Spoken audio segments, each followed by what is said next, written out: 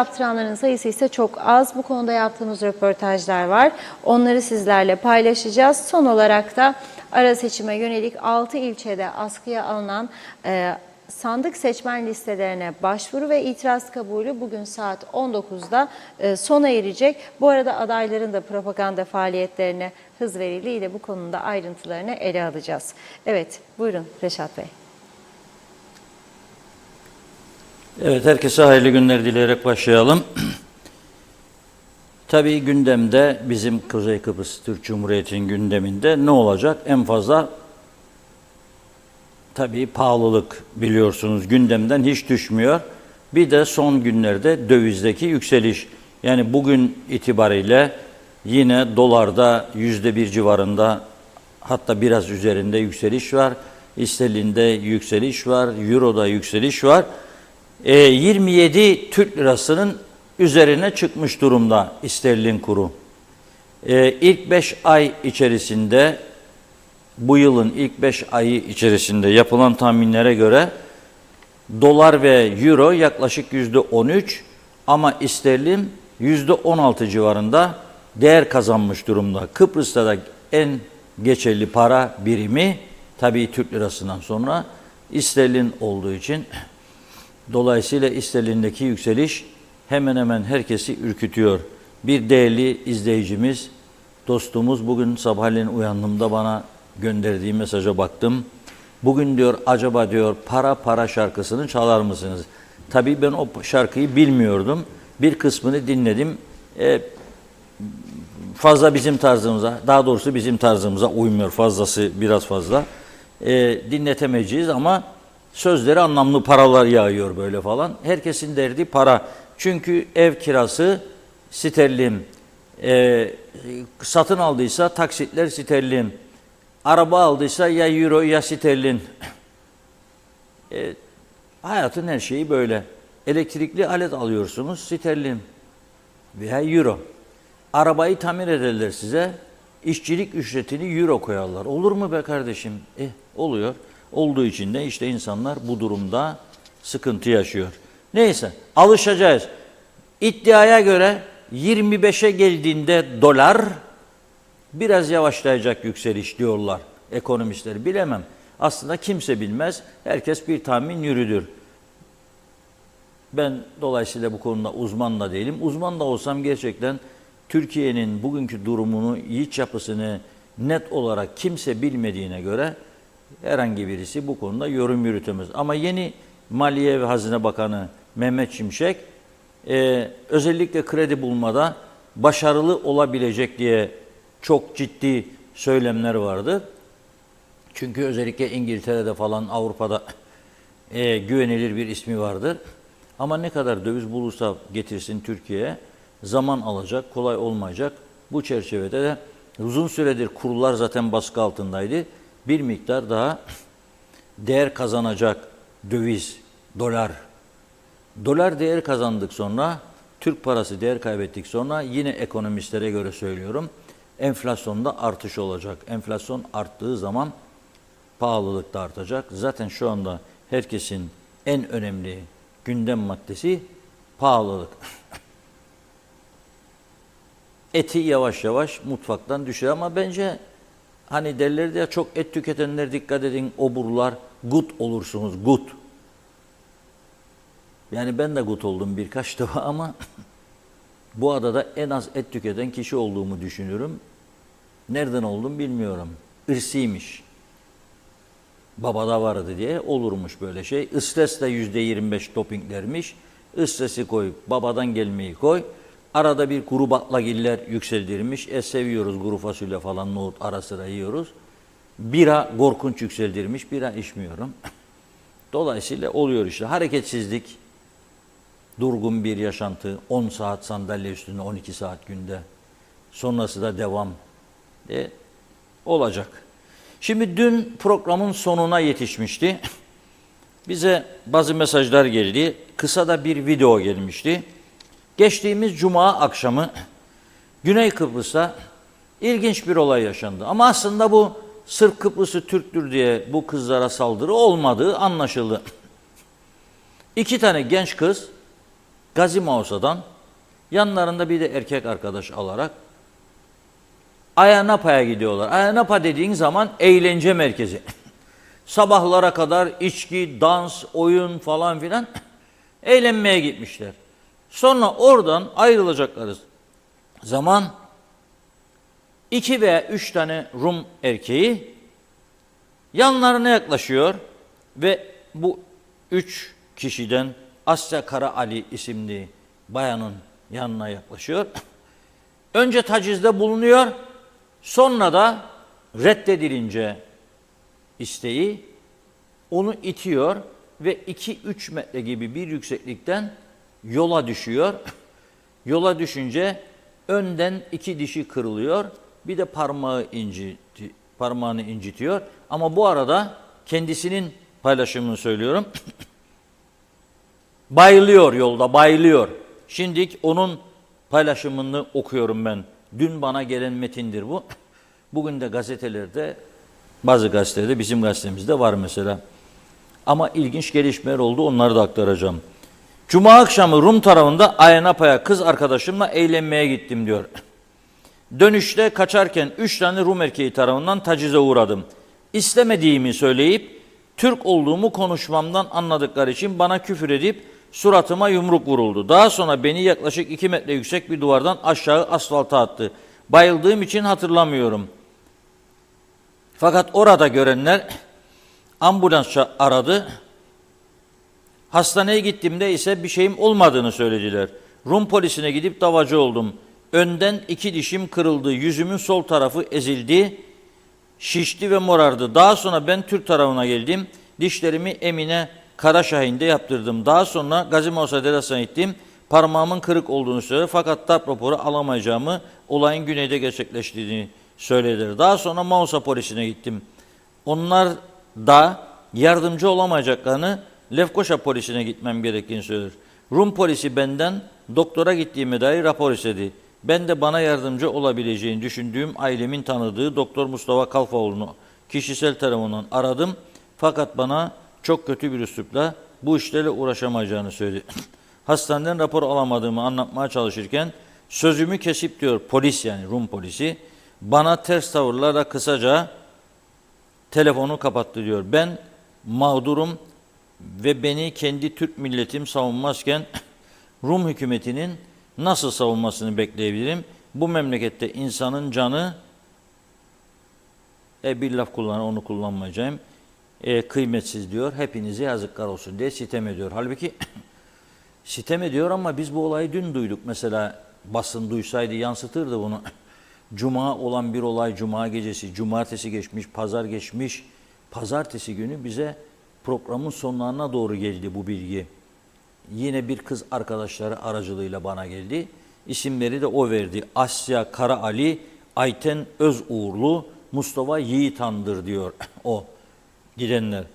Ne oldu sonrasında? Sonra dün gece önemli gelişmeler oldu. Biz haberi takip ettik. Nelerin olduğunu az sonra anlatacağım. Ancak cuma gecesine dair kısa bir video var, onu izleyelim. Okay.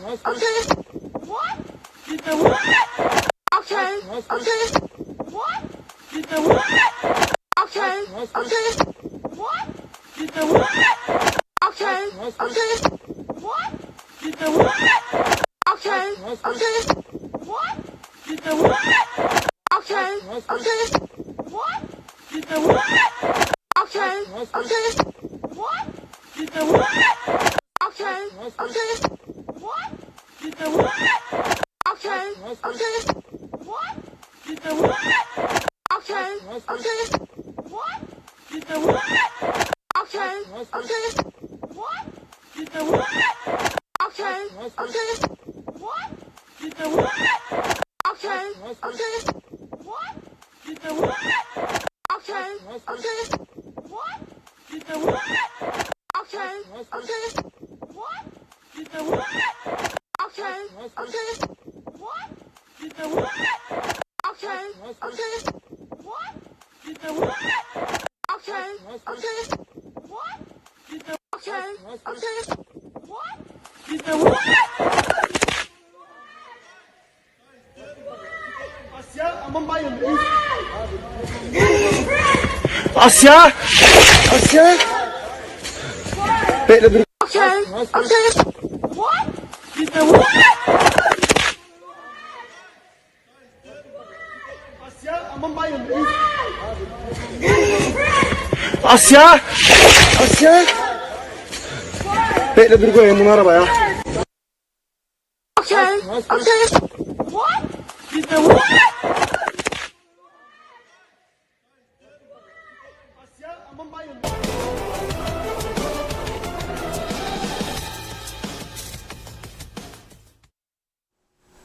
Evet, gördük değil mi? Şimdi ben dün de söylemiştim. Bu tip, yani Annapa'ya giderseniz gece sabaha kadar riskini göze alacak. Burada ben ırkçılık olduğunu düşünmüyorum. Çünkü sonradan öğrendi diyor konuşurken, İngilizcesinden yeterli olmayan Türk olduğunu öğrenmiş olabilir. Ama nitekim şöyle oldu. Rum polisi beklenmedik bir şekilde dün akşam saatlerinde 2 tane Rum'u tutukladı. Birisi 24 yaşında galiba, birisi de 30 yaşında. Bunları gözaltına aldı, tutukladı ve daha sonra daha da önemli bir gelişme oldu. Bu ilk defa oluyor. Rum lideri Nikos Christodoulidis, KKTC Cumhurbaşkanı Ersin Tatar'ı telefonla arayıp üzüntülerini dile getiriyor, gerekenin yapılacağını söylüyor ve diyor ki ırkçı bir saldırı olduğunu düşünmüyorum. Elde ettiğim bilgiler bunu gösteriyor diyor. Zaten öyle değil. Zaten Asya Hanım'a diyor ki önce diyor bana diyor tacizde bulundu. İstemediğimi söyleyince diyor kendisine vurdu diyor. Sabah o saatlerde bunlar da yani bu Rumlar, saldırganlar belli ki çok alkollü, belki de uyuşturucu tesiri altında bu olayı yapıyorlar. Şimdi bugün Asya Hanım aslında telefona bağlamak istiyordum ben. Fakat bu saatlerde Güney Kıbrıs'ta poliste olacağını ve tutuklanan 2 Rum genciyle yüzleştirileceğini bildirdi bana yakın bir arkadaşları. O yüzden kendisiyle yoksa Skype üzerinden bir bağlantı kurmak istiyordum. Ama şunu söyleyeyim, gençler genç olsun olmasın, meraklılar diyeyim daha doğrusu. Hadi bir Annapa'ya gidelim, eğlenelim sabaha kadar, dikkatli olacaksınız. Çünkü orada çok olaylar oldu. Bir İngiliz kızı 2 yıl önce Güney Kıbrıs'ta bir İngiliz kızı genç 4-5 tane adam tarafından tecavüze uğradı. 4-5 tane. Annapa'da. Dün bahsettim, 250 milyon euroluk yatırım yapan Mısırlı iş adamı orada eğlenmeye gitmiş bir klaba, yanında da bayanlar var, kolundaki saatin pahalı olduğunu görerek onu yere devirdiler. Klabın içerisinde saatini alıp kaçtılar. Oluyor yani. Yani Güney Kıbrıs tamam Avrupa'dır ama yani bu adli suçlarda bizden çok daha fazlası var onlarda. Çünkü çok yabancı var. Çok daha fazla suçlar var. Gençleri de uyuşturucu kullanımında korkunç bir patlama var Güney Kıbrıs'ta. Asker olan her 10 Rum gencinden 7 tanesi en az bir defa uyuşturucuyu denemiş durumdadır. Bunu kamuoyu araştırmaları sonuçlarından öğreniyorum, ben de okuyorum. Onun için dikkat etmek lazım. Bizim bir muhabir arkadaş anlattı bana, bizim taraftaki bir klapta da 2 erkek arkadaşı barda içiyorlar diyor. Beni de çağırdılar, içtik diyor. Sonra diyor, biri dedi gidiyorum tuvalete geleyim diyor. Arkadan o da geliyorum dedi, gitti diyor. Baktım gelmezler diyor. Çıktım gittim tuvalete. Ne göreyim diyor, tuvaletin kenarında diyor, dudaktan öpüşüyorlar diyor 2 erkek arkadaşı bunun. İsmi bende mahpus tabii bizim muhabir arkadaşın. Ne yapıyorsunuz be demiş. Kaldırdım diyor, bir tokat vurayım diyor, sonra vazgeçtim diyor. Ertesi günü sorduğunda öyle bir şey olmadı demişler, hatırlamıyoruz. Aşırı alkol aldıktan sonra da hatırlamazlar. Uyuşturucu kullandıktan sonra da hatırlamazlar. Yahut da ona getirirler, hatırlamıyorum demeye getirirler. O da olabilir. Neyse, Rum lideri Christodoulidis'ten bunu beklemezdim. Çünkü neden beklemezdim? 2009 ya 2010 Larnaka'da bir ırkçılık karşıtı festival düzenlendi. Adı KİSA olan bir örgüt, güneyde örgütlü yabancıların yönetiminde. KİSA. Yani Türkçe ile ilgisi yoktur ha, kısa. KİSA.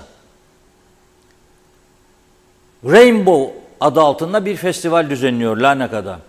Bizim de bir gencimiz, müzisyen, gitarını alıyor ki babası yıllarca çözüm, barış, ileri Rumlarla falan yürüyen arkadaşlardan biriydi. Gidiyor, tam da sahneye o çıktığında bir başkasıyla birlikte elamcılar yürüyüş yapıyor sahil boyu. 1,5 kilometre yürüyorlar. Ellerinde ne var? Demir çubuklar ve tahta sopalar. Ve Rum polisi de yanlarında gidiyor, seyrediyor. Sahneyi dağıtıyorlar. Bak, o bir ırkçı saldırıydı. Ve bu gencimiz bizim, ben defalarca yazı yazdım. Oradan kaçıp gitarıyla arabasını park ettiği yere gittiğinde kapıyı açıncaya kadar oradan geçen 2-3 kişi onu bıçaklıyor. 4-5 defa bıçağı saplıyorlar. Kan içerisinde gelen geçen almıyor. Sonunda bir kişi alıyor onu. Larnaka Rum Hastanesi'ne götürüyor. Bu oldu. Ben bunu çözüm karşıtlığı olsun diye söylemiyorum. Bir daha olmasın diye söylüyorum. Ve Rum liderleri de bundan ders çıkarsın diye söylüyorum. Çünkü bu güveni sağlamadıktan sonra bizlere, bizi ikna etmeleri kolay olmayacak. Ne yapıyor? Ne yapıyor? Rum hastanesine gidiyor, yatıyor. Ve o dönem Rumların lideri kim biliyor musunuz? Akel lideri Dimitris Christofias. Kıbrıslı Türklerin kardeşi, CTP'nin Gommado dedikleri DOS partisi. Akel lideri. Cumhurbaşkanıydı. İlk defa bir komünist parti lideri güneyde cumhurbaşkanı olmuştu. Ama korkudan hastaneye gidemedi. Bu gencimize bir geçmiş olsun desin. Korkusundan bir demeç veremedi.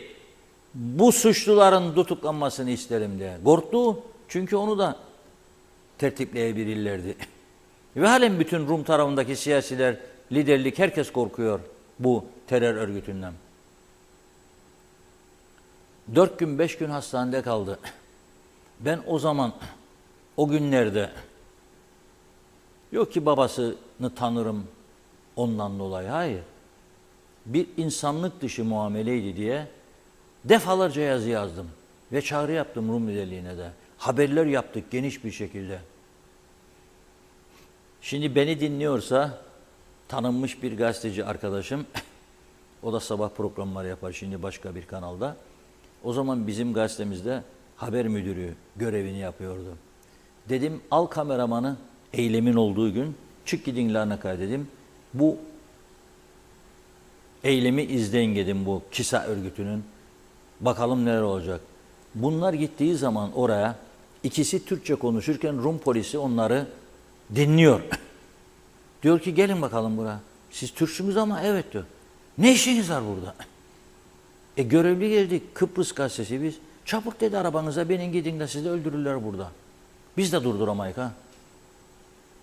Nasıl kaçtılar, geldi bana dedi. Rengim değişti dedi. Sapsarı oldu bizim arkadaş. Çok cesur biridir. Ama dedim, can korkusu dedi. Ya dedim, gördün mü? Neyse, sonra bu genç oradaki tedavisinden sonra Kıbrıs Türk tarafına geçti. Burada devam etti tedavisi. Canını kurtardı. Uzun bir süre evinde yattı. Gelirini sağladığı gitarı ve küçük amfisi parçalandı.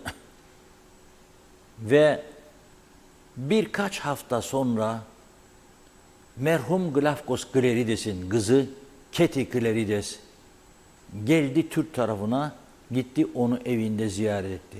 Tek kişi. Avrupa Birliği, Avrupa Komisyonu temsilcisine, güneydekine çağrı yapmıştım. Siz bizi birleştirmek istiyorsunuz. Ama bir geçmiş olsun demediniz, bir izahat istemediniz Rum liderliğinden.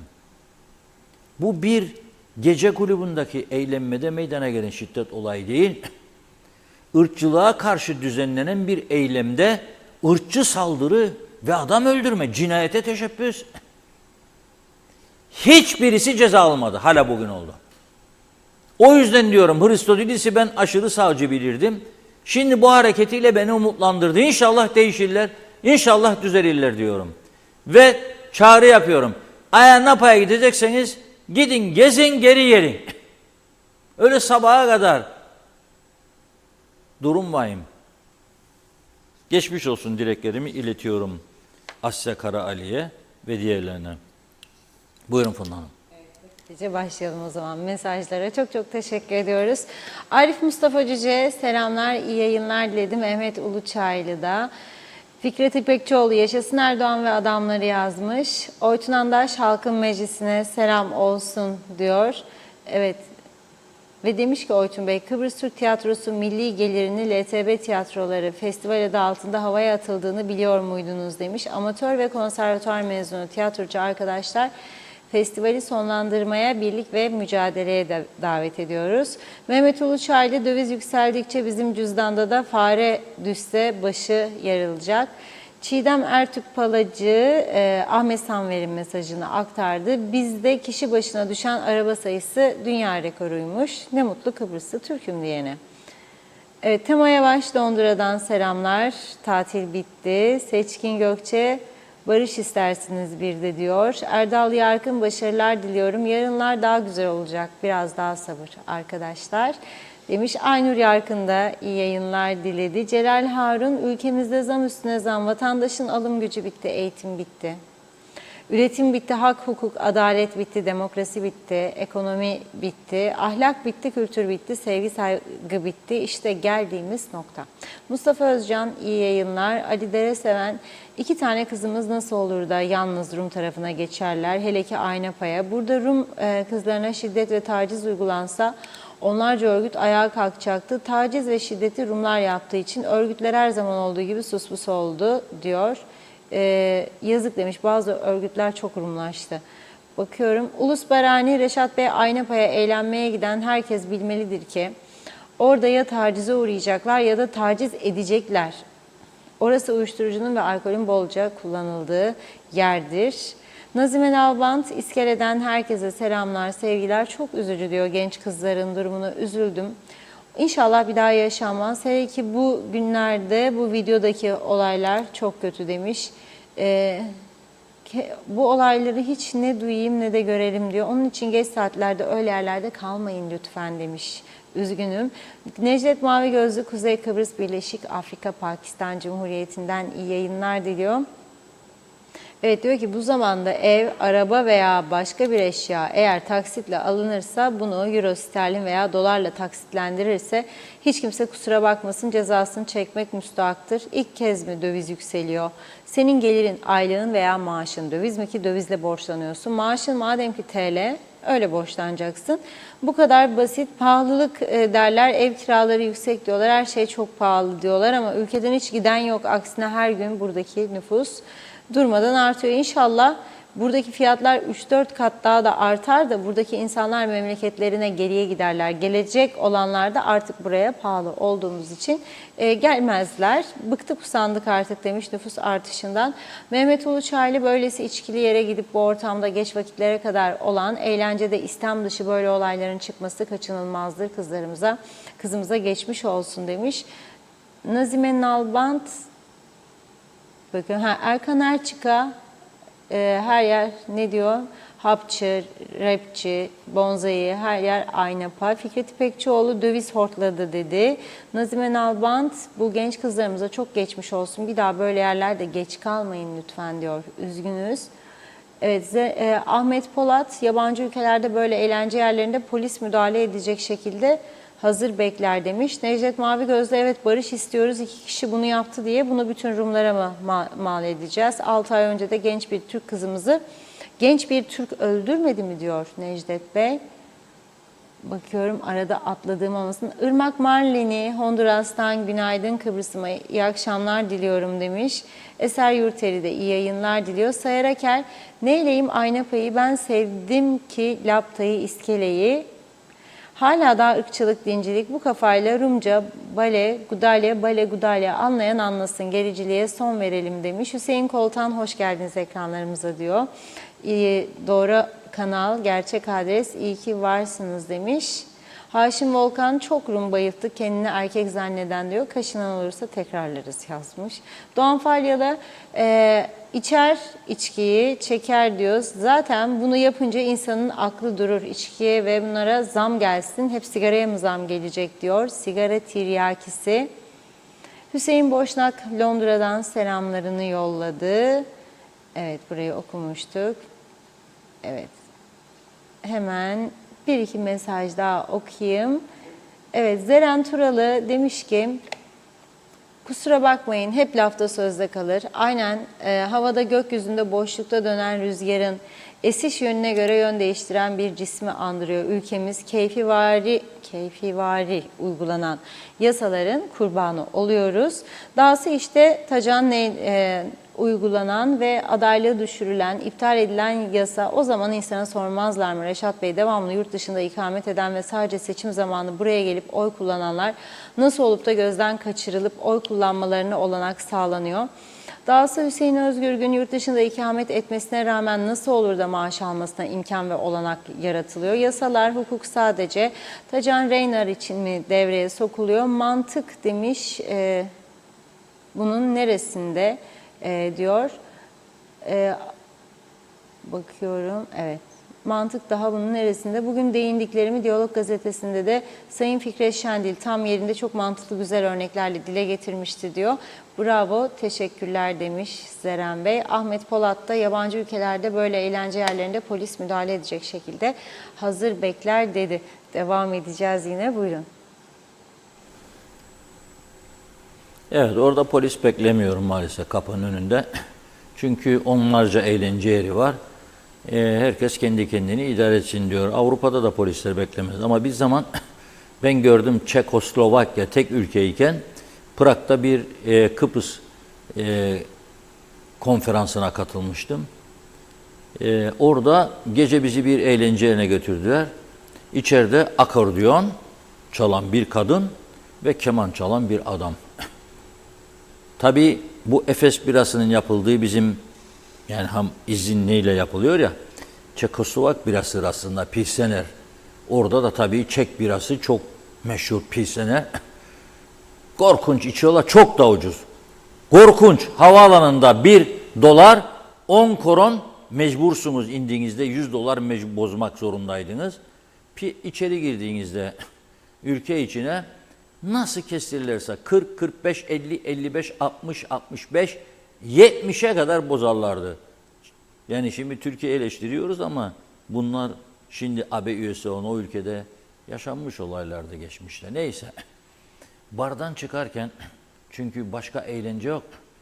Dondurmayı devlet satıyor, ekmeği devlet satıyor. Devletçi bir rejim vardı orada, sıkı komünist rejimi. Ama bizim misafir ettikleri komünistlerin otelinde, komünist liderlerin 3 tane banyo vardı benim kaldığım odada. 3-4 tane de oda. Sonra o eğlence yerine gittik. Baktık çıkarken yüzlerce polis kapının önünde, ellerinde coplar, taksileri bekliyor sırada. 4-5 tanesini coplarla tak tak tak vurup taksilerin içine atıp öyle gönderiyorlardı. O tabii doğru bir düzen değil. Zaten bozuldu. AB üyesi oldular. Şimdi kalktı o. Şimdi tabii Tacan Reynar konusuna girmek istemiyorum, izleyicimiz söyledi. Dün bahsettiğim görüşümü. Aynı görüşteyim. Yani sen seçime bir hafta kala gelip oy kullanacaksın, oy kullanabilin. Ama ben mesela Kuzey Kıbrıs'a çok faydası olacak, ekonomiyi ayağa kaldıracak, Dünya Bankası'nda veya bilmem nerede kendini kanıtlamış bir maliyeci getireceğim mesela, Maliye Bakanı önereceğim veya ekonomist.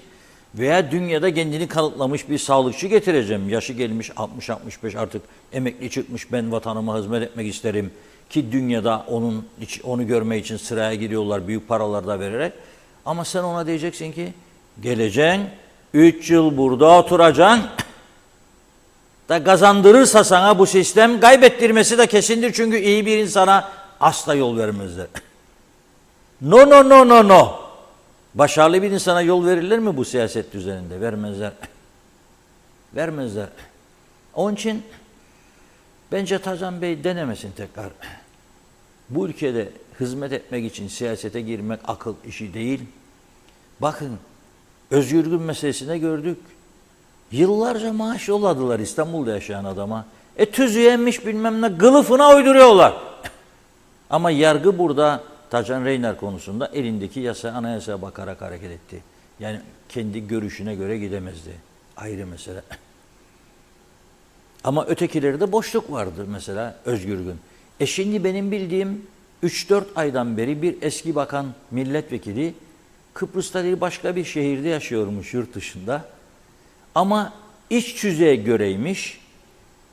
Her hafta meclis başkanına bir yazıcık gönderirse yurt dışında bulunduğum için bir hafta süreyle katılamayacağım. Her hafta bunu yenilediği sürece ömrü billah gelmese de maaşı alacak, KKTC milletvekili olarak görünecek. Tamamen yarattığımız sahte bir düzen bunun içinde. Bu düzeni düzeltmeye niyet eden yok. Yıllardır söylüyorum, değiştirin bu seçim yasasını, yok. Değiştirin bu siyasi partiler yasasını, yok. Değiştirin bu meclisin işe yaramaz iş tüzüğünü, yok. Herkes memnun. Ama seçenler de memnun. Bakmayın siz arada bir şikayetler çıkar. Seçenler de memnun. Çünkü herkesi düzene sokmuşlar. Düşünün siz bir devlet 85 bin kişiye çek keser. Nüfusu 390 bin ama 85-90 bin kişiye devlet çek dağıtır her ay. Dağıtılmayan kim kaldı? Demek ki her eve bir tane çek gidiyor otomatik. Yani bazı eve 2 tane gidiyor, bazı hiç gitmiyor ama ortalama söylüyorum ben. Şimdi araba meselesine gelelim. Nüfus diyor, Amerikan istihbarat raporları açıklandı geçenlerde, Dışişleri raporu. Ben oradan gördüm çünkü biz bilmiyoruz normal nüfusumuzu. 390 bin civarında gösterdiği nüfusumuzu. 390 bin nüfusu bir yerde 370 bin adet kayıtlı araba olduğunu tespit etti arkadaşlarımız. 370 bin. Yani yeni doğmuş bebeğin arabası var demektir bu. Yani demektir ki bu bazı evlerde 2 bazana, 3 bazana 4 tane araba var. Bir taraftan da böyle lüks bir görünüm vardır. Ama araba kullanımı bizde ihtiyaçtır diyoruz. Çünkü toplu taşımacılık gelişmemiştir. Toplu taşımacılık gelişmemiştir ama zahmetsiz bir yaşama da alıştık. O da ayrı bir gerçek. Bir de gösteriş merağı var. En az %20'lik bir bölümde. Benim öğrendiğim bankacı arkadaşlardan %80 civarı araçların, yeni alınanların banka kredisidir. Şimdi de tabii döviz yükselince vay vay vay da vay vay vay. Vay vay tabii. Sen 2 yaşında, 3 yaşındaki aracını gidip veriyorsun içine, alıyorsun daha pahalısını. Sen Türk parası kullanıyorsun. Euro borca giriyorsun veya sterlin. Bunun bir gün ters döneceğini, bu çarkın ve sana ciddi sıkıntı yaratacağını düşünmen lazım. Ama düşünmeden almış, kullanıyor. Gelelim işin öteki tarafına. Sadece bu yılın ilk 6 ayında, 5 ayında 6300 yeni araç girmiş trafiğe. 6300. Bu araçların hepsi yerlidir diyemeyeceğim. Çünkü son aylarda özellikle İskele bölgesinde çok mülk satışı var. Ruslar geliyor, Almanlar geliyor, İranlılar geliyor, İsrail'den gelenler var. Tabii gelip ev alınca ne yapacak? Araba da alacak. Çok önemli. Araba da alacak. Bir taraftan sözde öğrenci sayısı arttıkça Afrikalı Nijerya Cumhuriyeti diyor sağ olsun bazı izleyicilerimiz. Onlar da araba kiralar, kiralık arabaların sayısı artıyor. Trafikte giderken bakıyorum her 10 arabanın 2-3 tanesi Z plakalı. Patlama var. Fakat yollarda bir değişim yok. Yollarda yok. Yani sen bu arabaları satıyorsun değil mi? Vergisini de alıyorsun.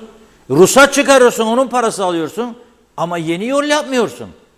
Yeni yol yapmadığın için mevcut yollarda genişletemediğin için, plan projen olmadığı için bu defa başladı İstanbul trafiğine benzemeye. Hem Mısır, Kahire'ye gidenler bilecek. Yani 4-5 araba birden döner çemberi. Herkes birbirine vurur. Bütün arabalar eziktir orada. Sağlam araba göremezsiniz Kahire'de. Vura vura herkes birbirine alışıyor. Bir Arapça bir şeye sövüyor ona sövüyor. Birbirini dengeliyorlar. Bakın bugün sabahleyin gönderdik oraya Ömer Kadiroğlu ve Hamit Er arkadaşlarımızı. Sesi var mı? Ses var mı yoksa böyle mi veriyoruz? Ses yokmuş. Görüyorsunuz zaten sese gerek yok. Benim sesim daha güzel onun için boş verin. Durum böyle. Dün bir eski televizyoncu arkadaşımız yazdı bana. Dedi ki sabahleyin 7.30 civarı işe giderim dedi. O Gönyeri çemberi dedi. Felç. Vallahi dedim ben 7.30'da geçmem. 12 gibi 1 gibi geçerim gene felç. Akşam saat düşünün buradan işten 9'da çıkarım bazen 10'da çıkıyorum. O saatlerde Gönyeri çemberi felç. Paris oldu ya o derim burası Paris. 370.000 aracı nereye sığdıracaksın sen? Yollarda ne bir yenileme ne bir genişletme yok. Bu. Ne oluyor? Hem sinirleri geriliyor insanların hem işine geç kalıyor hem de milli servet. Akaryakıt.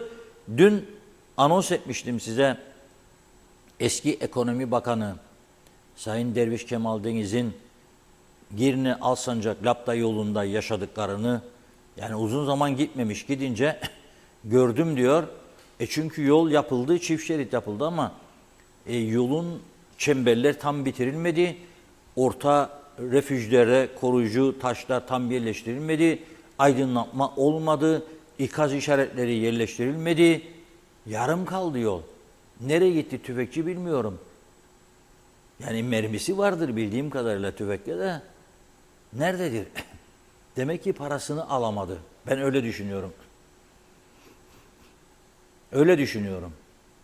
O zaman da gördüğünüz gibi bu sıkıntılar yollarda yaşanıyor ve tabii bazı şoförler arkadaşlarımız söylüyor. Trafik kurallarına aykırı davranışlar da yapıyorlar. Kestirmeden çıksınlar diye aradan kaçıyorlarmış. Hatta bugün bir tanesi otobüsten durmuş. Ne yapıyorsun sen demiş bizim Ömer'e. İyi ki Ömer de böyle pehlivan gibidir maşallah. 180-170 var zannederim. Yoksa zayıf biri olsaydı denip döverlerdi daha Ömer'i. Yani zayıf değil, güçlü, kuvvetli. Ne yapıyorum demiş de çekiyorum. Senin cambazlığını çekiyorum demiş. Hadi demiş lan. Hadesi yok. Ama Ömer'e dedim sen adama kızma. Çünkü o da bir an önce gitmek zorunda. Gideceği yere mecburen cambazlık yapacak. Ama iki cambaz bir ipte oynamaz derler. Kuzey Kıbrıs'ı yapmayın böyle ya. Yani İstanbul trafiğine, Kahire trafiğine benzedi burası. Buna olmaz. Eğer izin veriyorsanız yeni arabalar gelsin, ne yapacaksınız? Yol yapacaksınız. Alternatif yollar yapacaksınız. Başka çaresi yok. Paraları topluyorsunuz, vergileri ne yapıyorsunuz? Maaşlar ne yapıyorsunuz? Fazla mesai. Ne yapıyorsunuz? Örtülü ödenek. Ne yapıyorsunuz? Seçim üstüne seçim. Vay da gitti gene 35 milyon da. 35 mi sadece? Ya bu onlarca araba her gece bir köye gidiyor. 50 araba, 100 araba. Onların masrafları. Her gidilen bölgede ziyafetler. Kim ödüyor bunları? Burası ödüyor. Halkın parasıdır bunlar giden. Ama halk ne kadar sahip çıkacak bilemiyorum. Bilemiyorum. Şimdi bir taraftan inanın bu araba bolluğu ben bunun bir zenginlik göstergesi olduğunu düşünmüyorum artık. Bakın söyledim size. Yabancılar da geliyor. Onlar alıyor çoğunu. Bizimkiler de alıştı. O eskiden o rahatlık uzun gitmeyecek. Başladı zaten gerilemeler. Ödeyemeyen taksidini gidip verecek. 2 araba sahibi de teke düşecek. Çaresiz yani. Ama bir taraftan da yani araba ihtiyaçtır diyerek almış olsaydı bile geçmişte ama bir taraftan da son 1 yıl içerisinde hatta daha fazla 1,5 yıl ciddi bir fakirleşme var. Şimdi ben tabii vakit buldukça birçok programı öyle kısa da olsa 3 dakika 5 dakika dinliyorum. Can alıcı bir nokta varsa biraz daha uzun dinliyorum. Yok mıy da mıysa hemen kaçıyorum. Ne diyor sağlıkçılar? Mesela bugün gene var polis bülteninde 2 tane diyor gayri tabii ölüm 50'li yaşlarda. Ne oldu da öldü bu insanlar? Kalp krizi, tansiyon, beyin pıhtısı falan filan filan. Nereden oluyorlar? Sıkıntılı bir yaşamı var. Peki merak ettiğimiz bir konu. Acaba Kıbrıslı Türkler rutin sağlık kontrolü yapıyorlar mı? Yapıyorlarsa nerede yapıyorlar? Yapamıyorlarsa niçin yapamıyorlar? Biz sorun dedik arkadaşlarımıza. Tabii ki yine Ömer ve Hamit. İzleyelim. Önünüzü yaptırıyor musunuz? Rutin sağlık ocağında. Hasta olduğunda genelde. Hasta olduğunuz zaman Yani. gidiyorsunuz. Neden böyle? Neden öyle? Yani Yani 6 ayda bir gidip kontrol yok öyle bir şey yok. Evet. Hasta olduğunda tansiyon yükselir falan o zaman. O zaman gidiyorsunuz. Yani. Sıkıntılı bir durum. Peki devlet hastanesi mi yoksa özel Devlet hastaneyi tercih ederek maddi yönden. maddi sıkıntılar mı? Maddi, tabii herkesin var hemen hemen. Peki dişleriniz ve kalbinizi en son ne zaman Ayrı. kontrol ettiniz? 2 ay önce gittim diş şeyine. Hı hı. Yani tedavi mi yoksa kontrol mü? Tedavi. Genelde tedavi yapılır yani. Kalbiniz Kalple ilgili gitmedim şimdi. hiç gitmediniz. Yok, sıkıntım olmadı. Allah Yani Peki gelirleriniz sağlık kontrollerinizi yaptırmaya veya tedavi almaya elverişli mi? devlette okey. Diğer taraf biraz sıkıntılı. Özele gidemiyorsun. Tabii bak kaynanam biraz önce ameliyat oldu gözünden. Sigortalıdır. Bir gözüne 12 bin lira aldılar. Şimdi diğer perşembe diğer gözüne gidecek. 24 bin lira aldığı asgari ücret emekli. Rutin sağlık kontrollerinizi yaptırıyor musunuz? Bazen yaparız ya. Seneden seneye. Seneden seneye. Senede bir kere Evet. ne kontrollerinizi yaptırıyorsunuz? Tahlil Her şey, var, tahliller evet. Evet. Peki en son ne zaman yaptınız? Geçen yıl. Devlet hastanesi mi tercih edersiniz yoksa Özel, Efendim? özel. Özel hastane? Neden özel? Ya özel hastaneye gittin, günlerinden bekleyeceksin. Randevu alaman. Özelde yani uyardı, daha kolaydı. Peki dişlerinizi ve kalbinizi en son ne zaman kontrol ettiniz? Dişleri 1 ay önce. Kontrol ettiniz. Kalbinizi Kalbi en son geçen sene yok. Yaptırıyorum. ne sıklıkla? Vallahi gelişi güzel. Arada bir rahatsızlık hissettiğimde yaptırırım. Onu yaptırmadık ama şimdi bu yaştan sonra herhalde yaptırırız artık. Dişlerinizi ve kalbinizi en son ne zaman kontrol ettiniz? 1 sene önce, 1 yıl önce ettiydim. Diş ve kalp ikisi de Dişlerimi 10 sene önce ettim. Bir rahatsızlık hissetmem diye gitmedim. yaptırdın, bir daha gitmedin. Gitmedim. Kalbini de geçen sene kontrol ettin. Evet. Peki geliriniz, sağlık kontrollerinizi yaptırmaya elverişli mi? Elverişli değil. Elverişli değil. Ben ev hanımıyım. Gelirim yok, şeyim yok. Onun için hasta olduğunda giden. Evet, acil hasta olduğumda giderim. Ben da hanımla devamlı kontrollerimizi yaptırıyoruz. Her 6 ayda bir tahlillerimizi yaptırıyoruz. Hiçbir hapı ben içtiğim hapların hiçbirini 2 tane kurul hap hariç hiç hastaneden bulmuyorum. Bir de anons yaparlar, bilgiler dağıtırlar. Haplar tamamdır, bilmem nedir. Yok. İlaç eksik. Ben hep dışarıdan eczaneden alırım. Evet. Hanım 10-11 çeşit hap içer. O da çok 2-3 tanesini bulur. Öteki hapları hep dışarıdan eczaneden alırız. Yani yıllarca biz tabii memur olarak, öğretmen olarak her türlü yatırımlarımızı yaptığımız halde sosyal devlet anlayışı maalesef zayıf. Bana göre zayıf. Peki sağlık kontrollerinizi devlet hastanesinde mi yapıyorsunuz? Devlet hastanesinde yapıyoruz. Zaman zaman da kliniklere gideriz. Bir şeyde bir görünmede bile veririz 2 kişi biz 800 lira. Yani ama %90 hastanede yapıyoruz. Yani devlet hastanesinde. Bir ameliyat, en basit bir ameliyat 50.000 lira. Bir tanesi, döngürlerden bir tanesi platin taktırdı bilmem ne. Eğer yanlış söylemediyse bana 160.000 lira vermiş. 160'ı biz nerede bulacağız? 50'yi nereden bulacağız? Dolayısıyla biz hep hastaneye bağlıyız. Rutin sağlık kontrollerinizi yaptırıyorsunuz. Yaptırmak zorunda kalıyoruz. Çünkü en ufak bir şey büyük bir şey mal olduğu için yaptırıyoruz yani. Ama en çok da çocukların tabii ki ne. Bir de Peki şunu sorayım, yani kendinizi iyi hissetmediğiniz zaman mı gidersiniz yoksa rutin olarak gidip kontrol yaptırır mısınız? yok, rutin kontrol o kadar bizi aşıyor. Hani biliyorsunuz burada da hastanelerden sıra almak zor zaten. Bir şey olmadığı sürece çok doktorlarla, hastaneyle gidip eczaneden bir ilaç alıp devam ediyoruz. Aynen. Evet. Peki mesela en son kontrol ne zaman yaptırdınız? En son ne zaman? Çocuğu doğurduğumda 1 yıl önce aynen. Doğum yaptıktan sonra gittim bir kontrol oldum işte. Ondan sonra gitmedim yani doktora. Devlet hastanesini mi tercih edersiniz, özel hastane? Devlet hastanesine.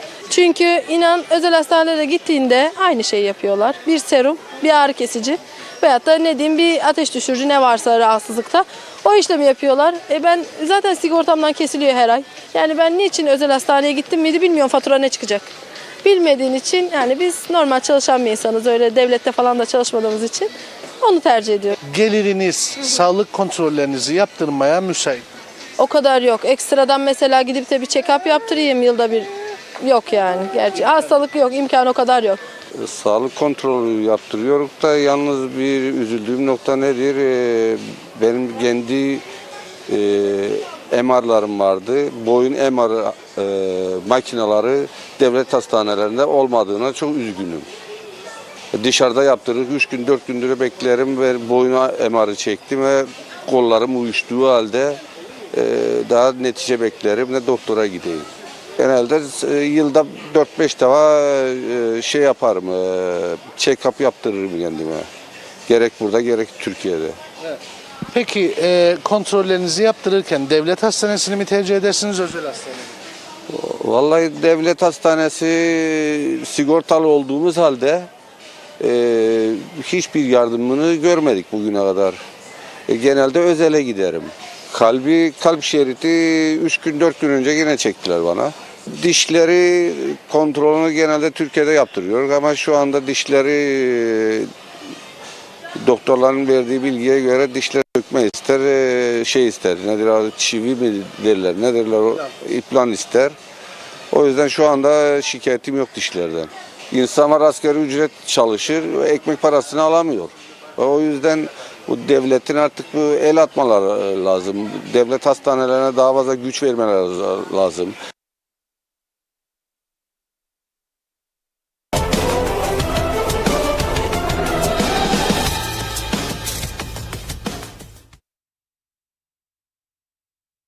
Evet, doğru dürüst sağlık kontrolü yaptıran yok, görüyorsunuz. Zordur çünkü para ister. Hastaneye gittiğinizde zaten sıra ister, doktor ister, vakit ister. Olurdu olmazdı, her türlü kan tahlilini yapmıyorlar, bazı vitaminlere bakmıyorlar. Durum böyle. Allah yar ve yardımcısı. Ama tabii bu arada ben 2 gün önce Türkiye'nin önde gelen iş adamlarından birisiyle sohbet ettim kısa bir süre. Diyor ki ben bir arkadaşım gitti diyor Kanada'ya, ben de düşünürdüm diyor. İhtiyacı yok yani Kanada'ya falan, istediği ülkeye gidip hafta sonu kalıp gelebilir falan filan. Diyor ama ben diyor orada öğrendim diyor 6 ay sıra bekliyormuş Kanada'da doktor görsün. Ben İngiltere'de yaşadım, abim ama orada anlatıyor. Hatta bir küçük operasyonu Kıbrıs'a gelip yapıp dönmüştü abim. Şimdi burada çok şükür Uzunca bir süre artık burada. Orada da aylarca bekliyorsunuz sıra. Kolay kolay almıyorlar sizi. Ama Kıbrıs'ta para varsa özel doktora gidersiniz, hemen ister Türk tarafından ister Rum tarafından size randevu verirler. 2 gün 3 gün. Güneyde bazı doktorlar var. 1,5-2 ay. Onlar da randevu. Paralı doktor hem pahalı doktor 1,5-2 ay isterler. Çünkü çok yoğun.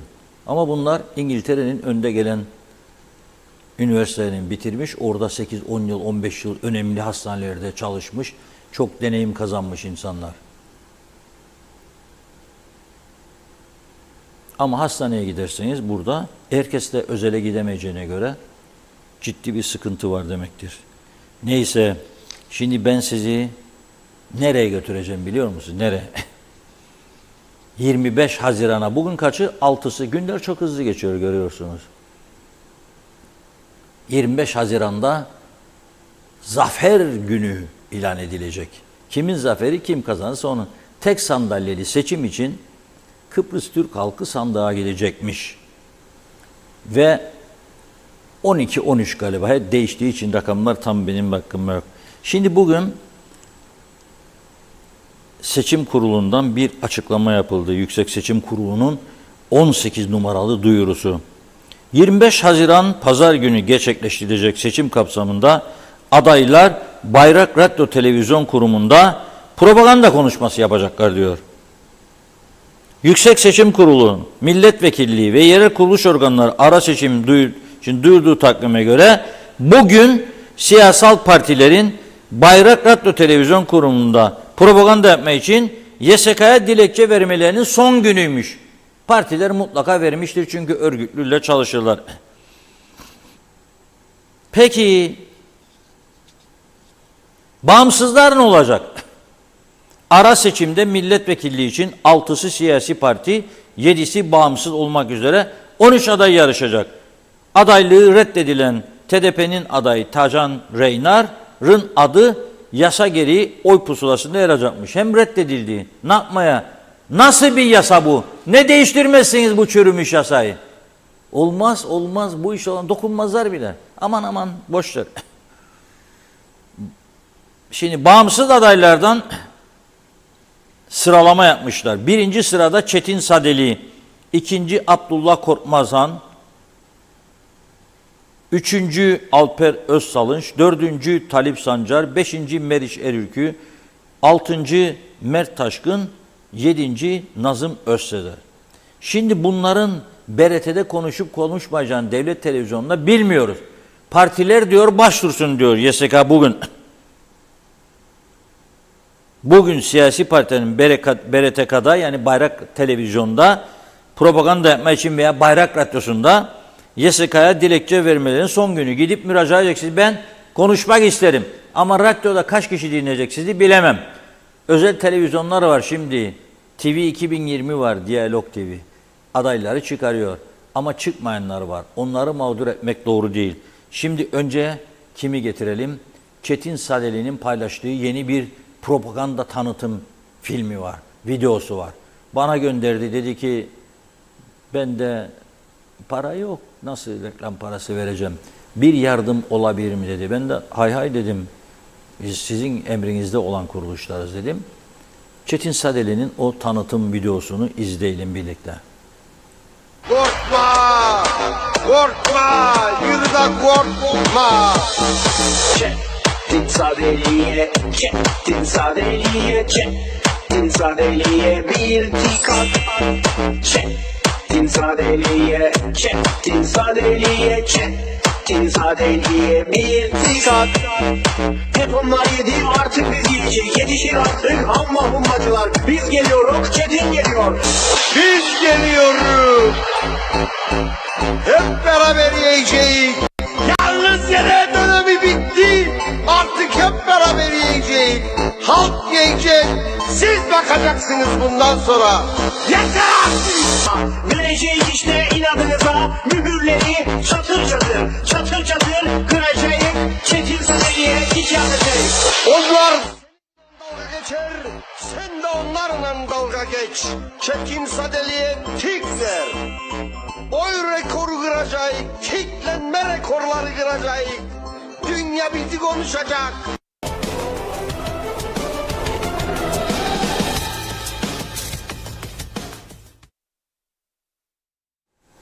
Gördünüz değil mi Çetin Sadeli? Başarı diliyorum. Peki şimdi kim geliyor? Kim? Bilin bakalım. O oy pusulada 7. çıktı ama bugün aradı beni, konuştuk. Nasıl görün şansımı dedi. Vallahi dedim yapacağın tanıtıma bağlı. Hazırım dedi. Ne hazır dedim. Gönderiyorum videoyu dedi. Gönder bakalım dedim. İzleyelim ve izleyiciye de izlesin. O zaman dedim şansın artabilir. Belki de yarın milletvekilisin. Sonra da dedim nesin? Bakan. Evet, izleyelim. Siyah Mercedes'ten değil, eşeğiyle geliyorum Meşriz'in içine. 25 Haziran'da 25'de eşeğiyle geliyorum. Eşek hadi öyle götürüyor. Bak.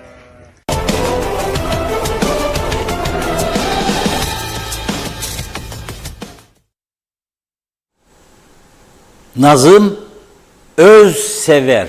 Severse özsever yani. Ne dedi? Eşeğiyle geliyorum bekleyin dedi 25 Haziran'da. Vallahi doğacıyım ondan yana. Bak ne yalan söyleyeyim. Doğacıyım. İnşallah olur tabii. Ama benim inşallah dememle olmayacak. Seçmenler size düşer görev. Bakın Nazım diyor ki meclise eşekle gideceğim diyor. Tabii meclis başkanı bozulacak bu işe herhalde görünce onu ama dokunulmazlığı olacak, dokunamaz kendine. Eşekle beraber o salona girecek Nazım. Bence bu seçim sistemini, seçim yasalarını, siyasi partiler yasalarını, tüzükler, müzikler falan filan bunları değiştirebilmek için bazı şok olayların yaşanması lazım.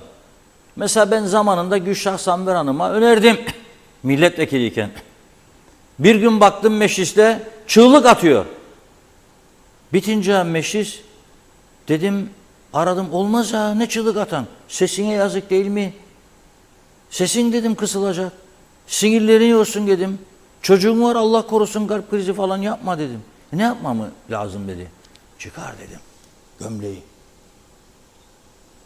Dedi çıkarırsam nasıl olacak dedi. Dedim sütten var nasıl olsa. Farz ki denizdesin bikiniyle plajda. Yapmadı. Yapmadığı için de bir sonraki seçim seçilmedi. İz bırakmak lazım. Çünkü bakın söylüyorum size adam 3-4 aydır Kıbrıs dışında bir yerde yaşıyor. Her ay maaş tıkır tıkır 70, 80, 90 Allah versin 100 yatıyor ama gelmiyor.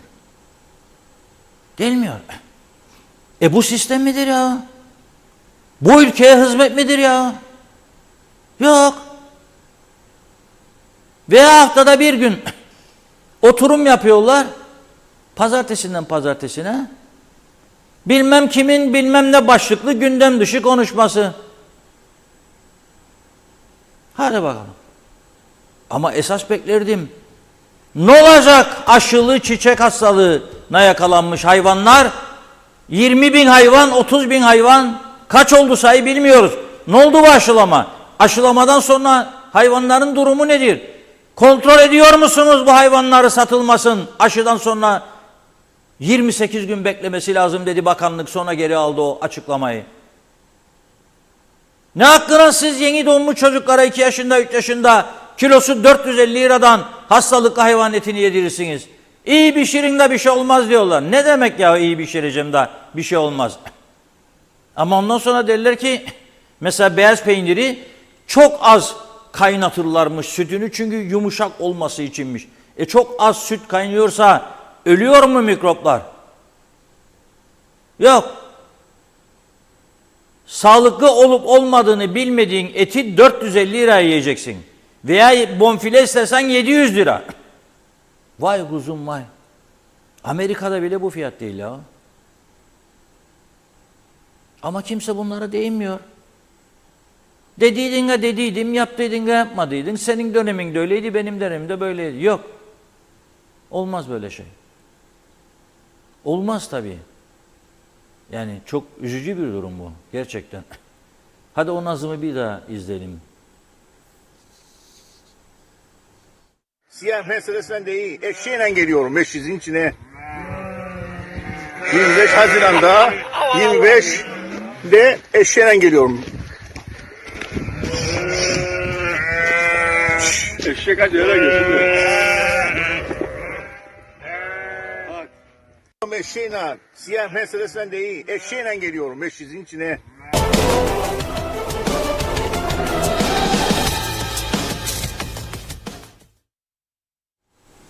Evet, gördünüz değil mi? Çetin Sadeli ve Nazım Özsezer. Sever. Severse özsever. Eşekle geleceğim diyor. Çetin de diyor atlet ve donuna gideceğim diyor meclise. İş tüzüğe uymayacak tabii. Çıkın salondan diyecek meclis başkanı. Çıkmam diyecek. Dokunulmazlığım var. Polis değmez üstüne. Nasıl çıkaracaksınız? Şimdi geriye kaldı kaç tane bağımsız aday? 5 tane. Şimdi Alper Özsalınç mesela. O da diyebilir ki ayakkabıları çıkaracağım, camiye girer gibi çoraplarla gireceğim mesela. Çok iyi olur. Talip Sancar Bey iş adamıdır. O da diyebilir ki ben de aynısını yapacağım. Bu meclisin düzelmesi için bir şeyler yapmak lazım. Düşünün siz, Güney Kıbrıs'ta Maliye Bakanlığı'na getirilenler genellikle Dünya Bankası'nda görev yapmış kişilerdi. Sağlık Bakanlığı'na getirilenler Avrupa Birliği Sağlık Komiserliği yapmış kişilerdi. Avrupa sağlık sistemini iyice öğrendikten sonra biz de kimi bakan yapacaksın? Kulis. 3 tane lefkoşa koyarsan 2 de Mausa 5. Bir de girine 6 veya 2 8 7. 2 de güzel lurt. Bir de lefkeyi unutma. Eskele var. Denge. Yapabilir mi? Tabii canım o ağzı dilim var. O bilmeden gelen insan ya o hayatında bir resmi yazı yazmamış mektup. Nasıl yazılır bilmez. Hiçbir kağıda imza atmamış. Getiriyorsan oraya kendisini. O da geldiği zaman kendi kadrosunu getiriyor. Ya kendi isteğiyle ya da parti baskısıyla oluyor o da. Sonra bekliyorsun ki bu ülkeye hizmet versin. Veremez.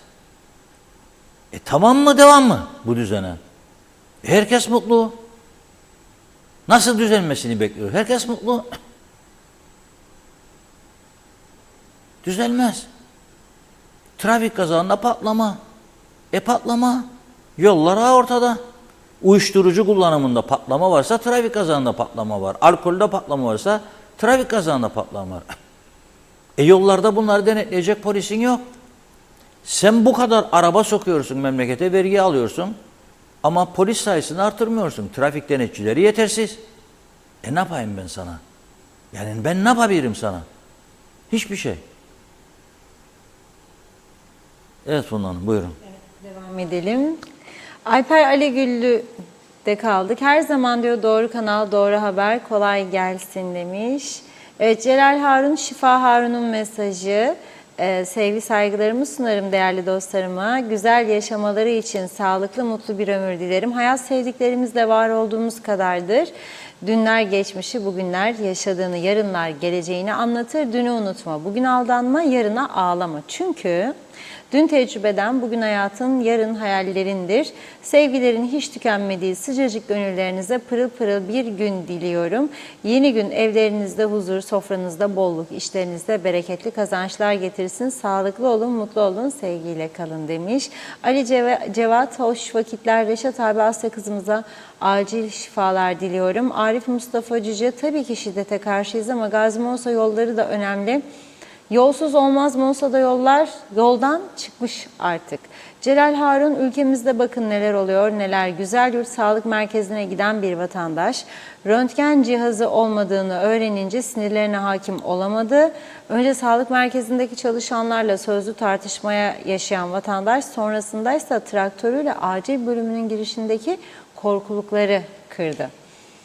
Evet, Mehmet İnancı, hoş vakitler değerli dostlarım. Sağlıklı günler diledi.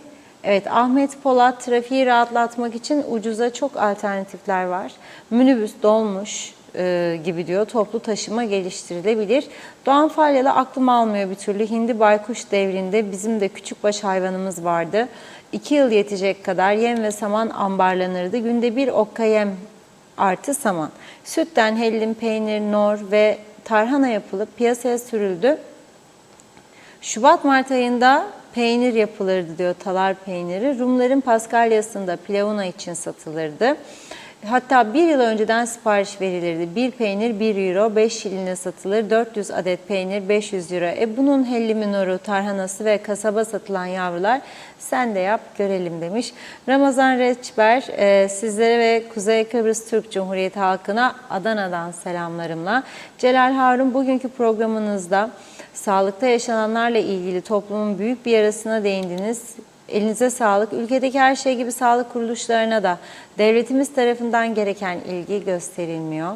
Nüfusumuzu o kadar çoğalttılar ki her şey yetersiz. Hastane, okul, yol, yerli üretim, hapishane, bunlar gibi pek çok şey artık bize yetmiyor. Bu gidişle devam edersek halkımız bir gün gelecek isyan edip kötü şeyler yapacak.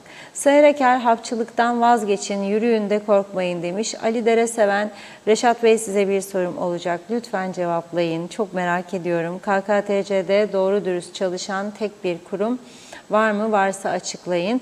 Necdet Mavi Gözlü, tam da bizim doktorlara gideceğim, check-up yaptıracağım. Ben hiçbir doktora güvenmiyorum. Sağlam insanı hasta çıkarırlar. Niye kendimi iyi hissediyorken gideyim check-up yaptırayım? İnsan üzerinde bir kesiklik, bir durum hissederse o zaman doktora gitmeli. Sağlam insan yaptırması yanlış diyor. Özellikle bizim doktorlara. Reşat Bey'e soruyorum, check-up yaptırıyor mu? Yaklaşık 2 yıl önce kardeşi doktorda rahatsız olup gitmedi mi? Bir şey yok deyip eve göndermişlerdi diyor. Rahatsızlandı, vefat etti. Onun için ben bizim doktorlarımıza güvenmiyorum demiş. Sayar Eker, herkes kendisinin doktoru olsun yazdı. Hasan Nihat Erduran, pandemide TC'de kızım tedavi oldu. Günün Bakanı'nın bir sözüyle ki 37 yıl hizmetimle emekli oldum. Özelde, kamuda, askerde evrakları, raporları arz ettim. Hala cevap verilecek durumlar böyle maalesef. Çok nahoş bunlar. Üzücü. Mehmet İnancı, borçlanan hükümetler her zaman vatandaşın karşısında dik duramaz Sayın Akar. Vatandaşın boynu bükük hayat sürer. O adacıkta demiş. Vedat Özkan, Ankara'dan herkese selamlarını yolladı. Bir vekil için 30 milyon masraf. Demek ki KKTC çok zengin bir ülke. Bakıyorum emojiler var, atlayalım. Necdet Mavi Gözlü, Tacan Reynar'a gidip oy verecektim ama onun adaylığını düşürdükleri için oy kullanmaya gitmeyeceğim diyor. Seçmen kartımı göndersinler, yırtıp çöpe atacağım dedi. Atlamayayım bakayım, arada karşılıklı konuşmalar da var çünkü. Bakıyorum Doğan Falyalı nasıl diyor, adaylık kabul görmeyenin seçim pusulasında yeri mi var? Evet, Mehmet İnancı, okuyayım bunu, Cimbom'dan başka takım tanımam demiş. Bir de oyna gençlik gücü değil mi? Evet, Celal Harun, sağlıkta hastalarımıza işkence ve acımasızlık, Sağlık Bakanlığı'nın acil çözmesi gereken Burhan Nalbantoğlu Hastanesi'nde önemli sorun, izdiham haline gelen muayene. Muayene olabilme, tahlil, ilaç konuları, halkın %90'ı asgari ücretle açlık sınırının altında. Yarı aç, yarı tok geçinmeye çalışırken hastalık halinde mecburen polikliniklere gidiliyor. Kalabalık nedeniyle bilhassa yaşlı olan emekliler büyük işkence çekiliyor. Yazılan tahlilleri de yaptırmaları ayrı bir dert. Çünkü yapılacak kit yok. Daha fazla yazılarla yapılmadığı belirtiliyor. Hastalara yazılan reçetelerde de ilaçların yarısı veya hiçbiri yok demiş. Bu durum zenginler için sorun teşkil etmez fakat ömrünü bu ülke için adayan geçmişin emekçileri ve zor şartlar altında çalışan şimdiki emekçiler için büyük bir yıkımdır. Sağlık Bakanlığı'nı uyarıyorum dedi. Bir mesaj daha okuyalım. Vedat Özkan demiş ki siyaset parayla, sanayiyle, turizmle, fabrikayla, altın rezervle, döviz rezervle, yatırımla, istihdamla yapılır. Gerisi yalandır diyor. Aytaç Bey parası olan bakınıyor, parası olmayan Digoma'ya yatırıyor diyor. Allah rahmet eylesin, mekanı cennet olsun diyorlar. İsmail Eker demiş ki evet KKTC zengin bir ülke ama vergilere yansımıyor. Selçuk Uskan bu lig maskara ligi demiş. Kenan Akın maalesef mevcut meclisteki tüm partiler niçin doğru karar alabilirler diyor. Neyi değiştirecekler acaba? Ara seçimi erteleme kararını alma becerisini gösteremedi. Yaklaşık 30-40 milyona mal olacak olan seçim yerine tam teşekküllü 2 okul yapılamaz mıydı demiş Kenan Bey. Bakıyorum, zannediyorum. Şimdilik tamamladım. Evet, buyurun Reşat Bey.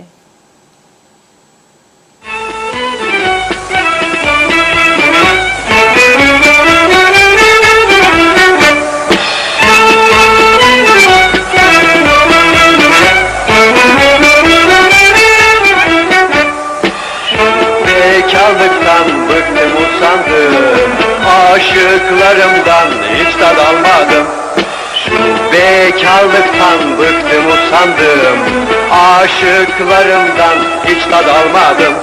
Şimdi son arzum evlenmektir kararım, lakin münasip bir hanım nereden bulayım? Şimdi var bir arzum evlenmektir kararım, lakin münasip bir hanım nereden bulayım? İmdada yetiş çabuk Allah'ım, sefil kuluna et biraz yardım. Bir takım çapkınlara aldandım, böyle kimsesiz ortada kaldım. Şimdi var bir arzum evlenmektir kararım, ama münasip bir koca nereden bulayım? Şimdi var bir arzum evlenmektir kararım, ama münasip bir koca nereden bulayım? İşte bir bayan tek biri, acep söylesem alır mı beni? İşte bir bayan tek biri, acep söylesem sever mi beni?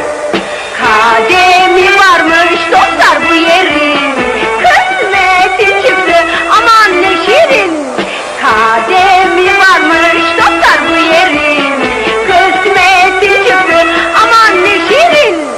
Matmazel bana verir misin elini? Al efendim bu elimin sensin sahibi. Matmazel bana verir misin kalbini? Al efendim şu kalbimin sensin sahibi. İşte kavuştum ben aşığıma, Allah çıkardı seni karşıma. Kurban olayım gözle kaşına, darısı bekarların başına. Bizi görenler sakın kıskanmasınlar, bir eş bulup evlenerek mesut olsunlar. Bizi görenler sakın kıskanmasınlar, bir eş bulup evlenerek mesut olsunlar.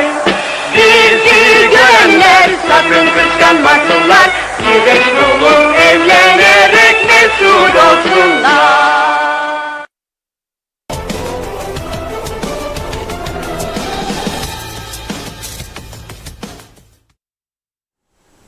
Evet, ünlü kantocu, ses sanatçısı, tiyatro ve sinema oyuncusu Nurhan Damcıoğlu 82 yaşında İzmir'de hayatını kaybetti. Ben de onu İzmir fuarında izlemiştim 2 kez. Çok beğendiğim bir sanatçıydı. Allah rahmet eylesin. Tam da onun vefatının ardından önemli bir eserini sizlere dinletmeye çalıştık. Bu bekarlıktan diyor bıktım usandım. Ama o zaman bu şarkı Nurhan Damcıoğlu meşhur olduğu zaman öyleydi. Bekarlık sultanlıktır demezlerdi o dönem. Evlilik isterlerdi herkes. 19-20 yaşında nişan, sonra evlilik. Hadi bakalım. 21 yaşında baba ol mesela ya 22. Güzel tarafı da var tabii. Yanlış tarafı da var. Yani 22 yaşına baba oluyorsun, o sorumluluğu taşıyor. Herkes taşıyamaz. Kolay değil ama birlikte büyürsün, abi kardeş gibi büyürsün. O da ayrı bir olay. Onun da bir güzel tarafı var. Şimdi olsa herhalde Nurhan Damcıoğlu şimdi yeni bir eser çıkaracak olsa bu evlilikten bıktım sandım diye bir beste yapardı tahmin ederim. Çünkü her 10 kişi evli 10 kişiden 9 tanesi yavru vatan forever tiyarensi de boşanıyor. Ama bu da kimseyi ilgilendirmiyor. Benim psikolog bir arkadaşıma daha dün tartıştık bu konuyu. Sordum. Neden dedim insanlar yani sana geliyorlardır mutlaka danışanların var. Vallahi diyor birçok nedene bağlı. Mesela en çok saygısızlık, karşılıklı saygı yok. 2, maddi sebepler. Adamın gelir düşerse kadın diyor, sen beni alırken bana bunları söylemediydin. Ben şimdi o yok bu yok falan ne yapmaya seni çekeceğim başımda. 3, dışa açılmalar. Adam diyor, meyhaneye gideceğim arkadaşlara. Kadın da diyor, kız kıza çıkacak bizde diyor. Sonra o kız kıza masalarda erkekler de belirirse ne oluyor? Diyor, sen hani kız kızaydın falan diyor, başlıyor. Gerilim. Psikolojik sorunlar çok önemli. Kafa tamam değil. Önüne altından yapılmış armut koysan o gene yapacaksa yapacağını dışarıda yapar. Armudu bırakır altını gider küflü elma yemeye. Sonra da hasta olmuş. Ne yapayım sana? Küflü elma yersen hasta olacaksın. Tabii ki olmalısın. Ali Dereseven Bey diyor KKTC'de doğru dürüst çalışan bir kurum var mıdır? Evet. KKTC genelinde yapılan kamuoyu araştırmalarında 1 polis, 2 diyalog medya, 3 yargı doğru dürüst çalışan, güven veren 3 kurum saydım ben size. 4.'sü de var elbette, 5 de vardır belki ama en çok güven verenleri saydım. Ben polisimize ve yargımıza güveniyorum. Neden? Arada dediğim gibi çürük elmalar olabilir. Onu bulup ayıklayacaksın. Ama genelini suçlamak doğru değildir. Polisimiz bu kadar çok olaya rağmen, o kadar çok uyuşturucu trafiği var. Bulup çıkarıyorsa bir kısmını olsun, bu da bir başarıdır. Polis bu kadar sıkıntıya rağmen bu şiddet olaylarının önüne geçmek için canını siper edebiliyorsa, bu da büyük bir başarıdır. İyi bir siyasi yönetim olsa bu ülkede, ben olsam polisin 1000 ihtiyacı var, 1500 kadro açarım.